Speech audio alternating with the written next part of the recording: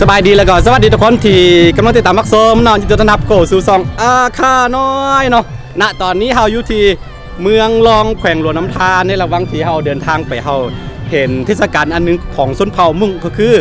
บุญกินเจียงหรือว่าเนาะเบเจ้ามันบ่ของชนเผ่ามุ่งเนาะซึ่งจะจัดขึ้นในทุกๆปีช่วงไทยเดือน12หรือว่าต้นเดือนนึงแบบนี้แหละแต่ว่าเนื่องจากว่าเฮามาตอนแรงๆก็ตอนนี้ประมาณ 4 โมงกว่าๆแล้วก็ผู้คนค่อนข้างกลับไปบ้านหมดแล้วแต่ว่ายังเหลือพวกสาวๆกำลังลิ้นเขาเอิ้นโยนมักคอนเหมือนบ่น้องเขากำลังโยนมักคอนอยู่นะเดี๋ยวเขาสิเข้าไปเบิ่งในงานกันมื้อนี้เขาหาน้องๆคนที่ในบ้านนี่น้องเป็นตากล้องให้โอเคไปมีหลานมาพร้อมนะมื้อนี้เขาสิเดิน คือมื้อนี้เขาสิเดินทางไปบ้านเสาคูหรือว่าไปเมืองสิงห์แต่ว่าในระหว่างทางเนาะเขาสิแวะเข้าไปเที่ยว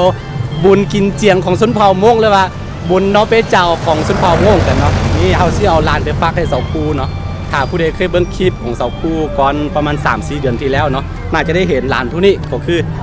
ลานเขาเองเนาะไปงานกันคุณน้องมากเลยก็ได้ให้เราเป็นตะกล้อง